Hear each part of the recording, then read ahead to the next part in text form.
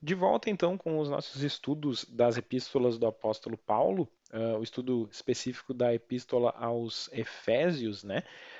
Nessa lição nós vamos começar então com esses versículos que dizem assim: façam todo o possível para se manterem unidos no Espírito, ligados pelo vínculo ou laço, em algumas traduções, né?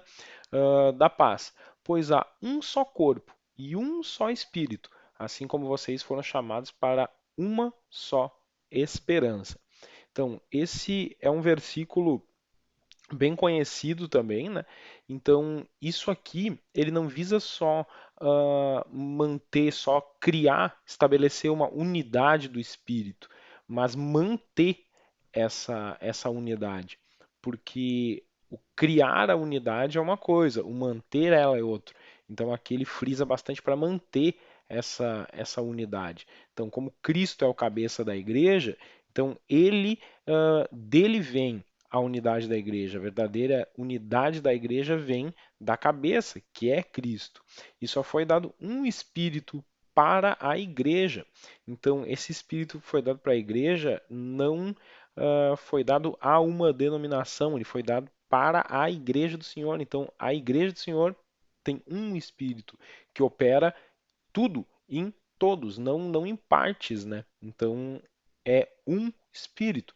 Então, e no batismo, o cristão, aquele que se aproxima e segue a Cristo, ele faz parte, ele assume-se como parte da igreja. É assim como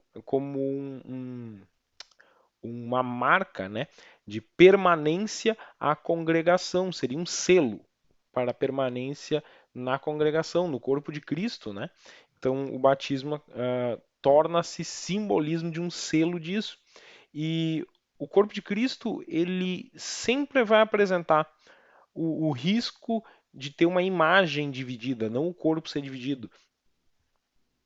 Não o corpo ser dividido, a essência não. O corpo de Cristo não pode ser dividido. Mas a imagem dividida pode se apresentar. Isso pode acontecer. Então, só que a unidade ela deve ser preservada nesse laço, né, nesse vínculo da paz. Esse laço, ele usado no original, ele podia ser usado essa palavra para aquele cabo do navio que prendia ele, né, e também para os tendões do nosso corpo era a mesma palavra sendo usado. Então, numa analogia, né, num sentido figurado, esse termo ele é usado além nesse versículo, ele também fala do amor, que é o laço da perfeição, né? O amor é o laço, ou seja, aquilo que mantém firme a perfeição, que mantém ligado o corpo também, né?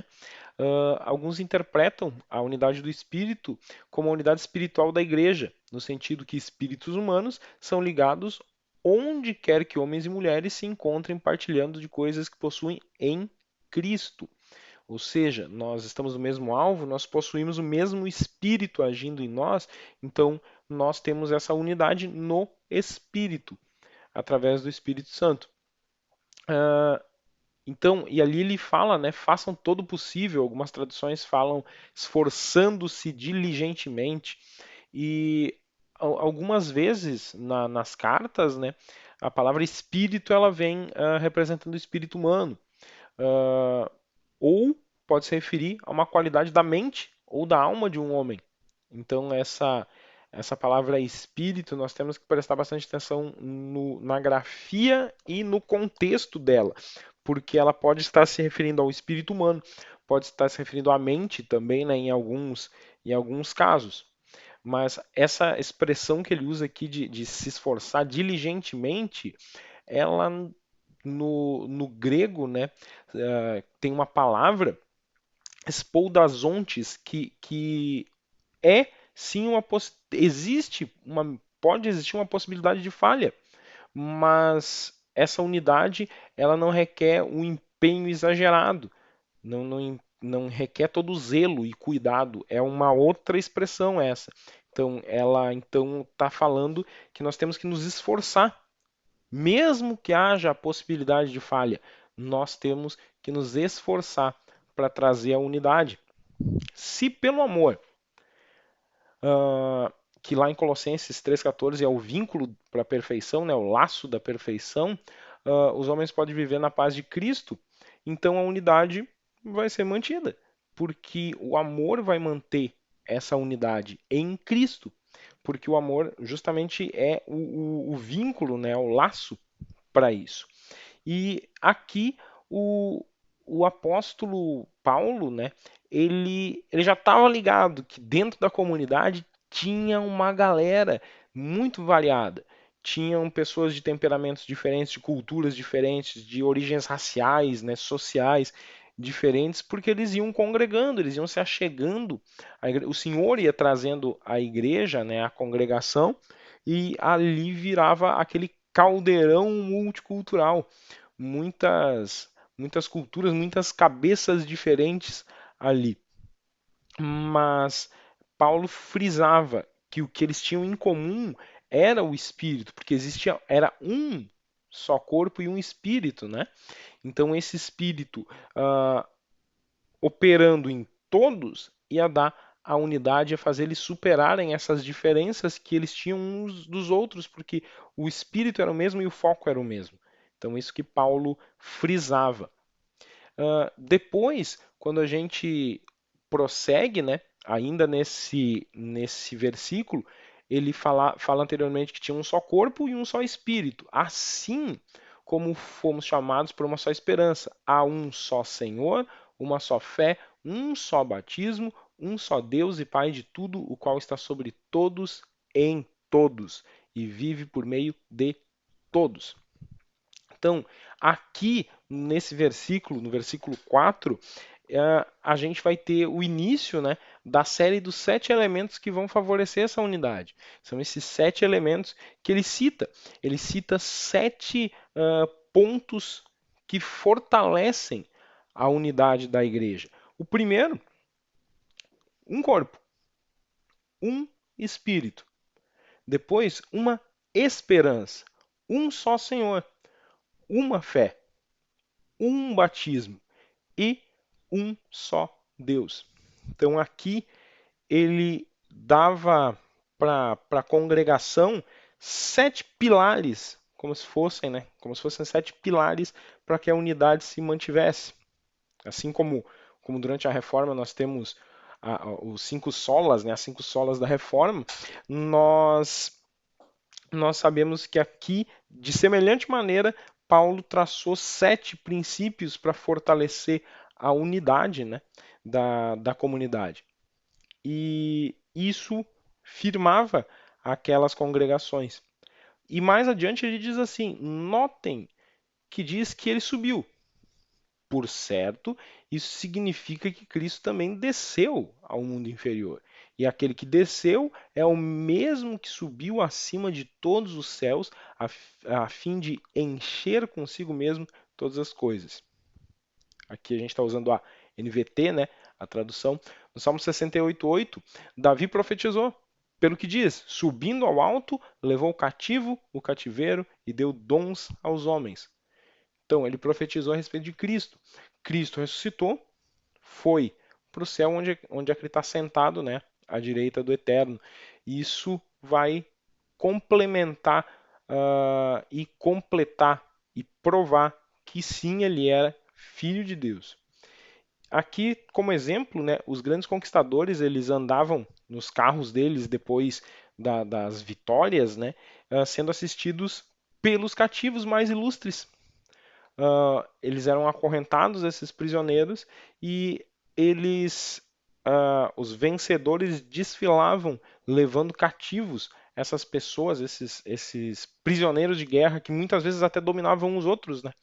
E eles distribuíam presentes e recompensas uh, do seu triunfo, né, do triunfo da conquista entre os soldados, entre quem estava ali, né, os espectadores. E o mesmo aconteceu com Cristo quando ele subiu ao céu, como um conquistador triunfante. Ele levou cativo o cativeiro. Essa é uma frase usada no Antigo Testamento que significa vitória sobre inimigos, especialmente aqueles que anteriormente tinham levado outros cativos. Esses generais, por exemplo, eles prendiam o general do exército inimigo e eles levavam esse homem cativo. Só que esse homem que eles estavam levando cativo já tinha feito prisioneiros, muitas vezes do próprio povo desse general conquistador. Então, ele era alguém que mantinha os prisioneiros em cativeiro. Então, esse general levava cativo o cativeiro. Isso, esse é o significado dessa expressão, né? E o cativeiro aqui, nesse sentido, também significa os inimigos espirituais que nos levavam e nos levaram ao cativeiro anteriormente, né? Que tinham legalidade sobre as nossas vidas. Ele designou alguns para apóstolos, outros para profetas, outros para evangelistas, outros para pastores e mestres. Eles são responsáveis por preparar o povo santo para realizar a sua obra e edificar o corpo de Cristo, até que todos alcancem a unidade que a fé e o conhecimento do Filho de Deus produzem e amadureçamos, chegando à completa medida da estatura de Cristo. Aqui ele frisa de novo da unidade, né? Vinda da fé, e isso é uma constante de Paulo, ele fala muito sobre isso, sobre a unidade. Então aqui ele cita para a gente cinco, né? Que são os apóstolos, que eram os dirigentes. Eles, eles foram revestidos de autoridade, autoridade e legalidade de operar milagres e tudo mais, e eles foram testemunhas dos milagres de Cristo e da doutrina de Cristo. E eles eram enviados para anunciar o evangelho e implantar comunidades e ficar no comando, à frente dessa comunidade. Só que existia também o evangelista. Os evangelistas, eles eram pessoas ordenadas também, que os apóstolos levavam junto, eram companheiros de viagem. E o que acontece? Eles enviavam eles para estabelecer igrejas que os apóstolos tinham fundado. O apóstolo ia, pregava o evangelho, constituía uma comunidade e depois esse mesmo apóstolo enviava um evangelista para cuidar dessa comunidade. Os evangelistas, eles não tinham um posto fixo em algum lugar.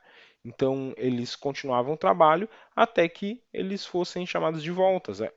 Aqui, entre parênteses, a gente tem algumas referências ilustrando esses passos. Depois, os profetas, né, que eles falavam ao povo aquilo que o Senhor dizia. Eles eram a boca do Senhor na terra. Eles falavam o que o Senhor tinha para falar. Os profetas, eles falavam a vontade de Deus. E eles falavam exclusivamente palavras vindas por revelação de Deus. Não era aqueles que previam o futuro, como às vezes a gente pensa a figura do profeta, né? De livros e etc. Mas ele está falando aqui de alguém que usava a sua própria voz para falar aquilo que o Senhor queria falar. Ele era a voz do Senhor na terra. Essa era a incumbência profética, né? Depois nós temos os pastores. Eles são colocados como dirigentes principais daquelas igrejas particulares, né? Eles guiavam, eles instruíam, eles alimentavam os membros de acordo com as instruções de Cristo. Eles são frequentemente chamados de bispos e também de anciãos. Eles eram os que ficavam ali depois. Muitas vezes os evangelistas saíam daquela comunidade, mas o pastor ou o bispo ou o ancião daquela igreja, daquela comunidade, ele ficava ali para dar o suporte, para dar o apoio, para dar a base para aqueles que frequentavam aquela comunidade. E os mestres, que eram aqueles que também pregavam o evangelho e instruíam o povo por meio da exortação. Eles eram os responsáveis pela instrução do povo, para o povo conhecer a palavra. Eles eram diferentes, muitas vezes, daqueles mestres que aprendiam para si, para os outros verem o quanto eles entendiam de Deus e da palavra. Eles aprendiam para ensinar. Os mestres, eles ensinavam o povo. Eles ensinavam, eles transmitiam esse conhecimento.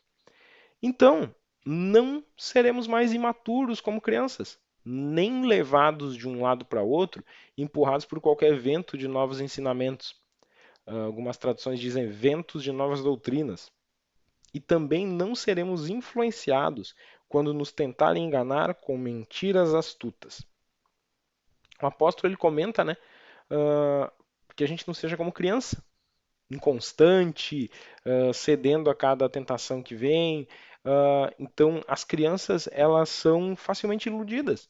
Então, essa figura simbólica que o apóstolo Paulo está usando é justamente para isso, para nos advertir que nós não sejamos iludidos. Por isso que logo depois que ele fala para não sermos imaturos como crianças, ele logo cita uma série de exemplos que nós não vamos ser levados de um lado para outro por qualquer vento de novos ensinamentos, nem influenciados. Então, ele cita em concordância com a afirmação anterior, né, com o tópico anterior. Cuidar sempre para não sermos inconstantes, aquele levados de um lado para o outro, né, como navio sem lastro. O navio sem lastro ele é inconstante, ele é levado para qualquer lado. Então, como nuvens no céu, em relação a doutrinas que não têm a solidez, elas não têm uma base bíblica. E essas doutrinas se espalham atualmente mesmo, elas se espalham comparados ao vento, como Paulo diz, elas se espalham, então que nós não sejamos levados de um lado para o outro por qualquer um desses ventos de doutrinas, de ensinamentos que não contém uma base bíblica sólida, que não contém um alicerce bíblico. Então, aqui entra o cuidado de a gente prestar atenção se aquilo que nós estamos aprendendo, aquilo que nós estamos ouvindo, vem de Deus ou vem do homem. Nós temos que buscar aquilo que vem de Deus, o ensinamento proveniente de Deus. A melhor maneira, então, de não sermos levados por qualquer vento de doutrina é justamente conhecer a palavra de Deus. Acautelai-vos, né, que ninguém vos engane, a palavra diz. Não, nós temos que ser assim, temos que prestar atenção para não sermos enganados por palavras que podem ser ditas que são palavras de Deus, mas que na verdade não são. Hoje em dia nós jogamos muitas vezes a palavra de Deus num panelão lá junto com filosofias, junto com conceitos e misturamos tudo e pessoas que não têm entendimento não sabem onde para a palavra de Deus, onde entra uma filosofia humana, onde entra um conceito social. Então às vezes fica muito misturado e isso pode causar e gerar doutrinas que não são bíblicas. Essas então são aquelas doutrinas que Paulo nos previne a não sermos influenciados por elas, porque essas doutrinas são influenciadas por conceitos humanos e não por Deus. Portanto, abandonem a mentira, digam a verdade ao seu próximo, pois somos todos parte, membros, né, do mesmo corpo. E não pequem ao permitir que a ira os controle. Acalmem a ira antes que o sol se ponha. Outras traduções dizem: não se ponha o sol sobre sua ira, né? Pois ela cria oportunidades para o diabo. Quem é ladrão, pare de roubar. Em vez disso, use as mãos para trabalhar com empenho e honestidade e assim ajudar generosamente os necessitados. Evitem o linguajar sujo e insultante. Que todas as suas palavras sejam boas e úteis, a fim de dar ânimo àqueles que as ouvirem. Não entristeçam o Espírito Santo de Deus, o selo que ele colocou sobre vocês para o dia em que nos resgatará como sua propriedade. Livrem-se de toda amargura, raiva, ira, das palavras ásperas e da calúnia, e de todo tipo de maldade. Em vez disso, sejam bondosos e tenham compaixão uns dos outros, perdoando-se como Deus os perdoou em Cristo. Paulo exortou os efésios a respeito do amor, da unidade, da harmonia, né? Mas agora ele chega no âmbito da pureza cristã, da santidade, né? Do nosso modo de vida. Então, é aí que ele vai citar. Então, desfazer-se da mentira, consequência do despojar-se do velho homem, né? O velho homem sendo abandonado, a prática da mentira que tinha não tem mais, porque isso já não é do novo homem. Digam a verdade a seu próximo. Então foi obtido lá de Zacarias 8,16. Lá aparece no contexto uma instrução sobre o relacionamento veraz dos israelitas entre si, né? Vale notar que a expressão membros só é usada na carta aos Efésios no capítulo 5, versículo 30, embora aqui o corpo de Cristo exerça uma função muito central. Como membros do corpo, os crentes precisam poder confiar naquilo que cada um afirma, ou seja, uma confiança uns nos outros, dentro do corpo de Cristo. Essa é a instrução de Paulo, né? A expressão irai-vos, mas não pequeis, Paulo ele lembra, né, ainda com um tom de exortação, uh, que a transição da ira para o pecado é uma coisa muito rápida, muito rápida. Então aí que tem que se cuidar. A convivência, né, gera muitos motivos para ira. Tu conviver muito tempo com uma pessoa pode gerar, sim, muitos motivos para se irar com aquela pessoa. O convívio muitas vezes faz isso. Então aí que Paulo estava tentando passar essa instrução para eles. Ali gerava muitas vezes discussões doutrinárias, algumas coisas mais ríspidas que passava muitas vezes da ira para o pecado. Atravessava essa ponte e se transformava da ira para o pecado. Então, aí que Paulo instrui eles a não deixar transformar essa ira em pecado. Acalmem a ira antes que o sol se ponha. Isso, então, é uma exortação de Paulo para se afastar rapidamente do escândalo. Então, uh, tem uma briga de longa duração, corta, uma das partes tem que cortar isso. Paulo exige que acabemos sem delongas com a ruptura da comunhão. Rancor envelhecido é difícil de apagar. Então, nós temos que ter isso na nossa mente. Nós temos que ter isso na nossa mente que uh, a ira, quando ela vem, ela tem que ser prontamente resolvida. Não, a gente não tem que deixar o sol se pôr sobre ela, não tem que ser de longa duração. Porque muitas vezes essa longa duração da ira, ela pode fazer se transformar em pecado. E aí a gente volta para a exortação anterior do irai-vos, mas não pequeis. E a, a ira, ela é uma porta, né, aberta para aquele que confunde, né, diabolos no grego, na Septuaginta, né, o LXX ali, o 70 em algarismos romanos, significa a Septuaginta, né? O termo hebraico Satã é traduzido por diabolos, que designava, né, o adversário, depois também traduzido muitas vezes como sedutor. Então, o Satã ou Shatan no hebraico, ele tem a tradução por obstáculo, por impedimento, né, por alguma coisa que impede. E o Novo Testamento ele vai alternar isso. O diabolos em alguns trechos usa Satanás no outro, né? Então a gente não tem essa diferença objetiva. É de se crer que foi justamente pela tradução. Alguns optaram por traduzir do hebraico para o grego, outros mantiveram o termo com a raiz hebraica. Então não devemos dar essa brecha, né? Essa legalidade para que o diabo venha agir. Então, essa é a chave básica para nós termos esse padrão de vida alinhado pela palavra. Não dá brechas para que o inimigo entre na nossa vida através disso. Então, esse basicamente foi um apanhado do capítulo. Paulo ele instruiu e exortou os efésios a respeito de inúmeros assuntos visando o crescimento da comunidade, não só como comunidade, mas também o crescimento individual de cada um.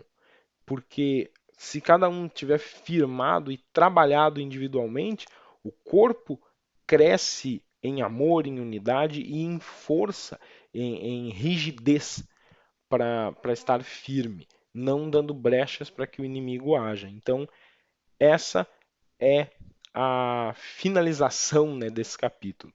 Então, esse foi o estudo desse capítulo de Efésios. No próximo, nós vamos dar sequência. Que Deus abençoe. Até a próxima.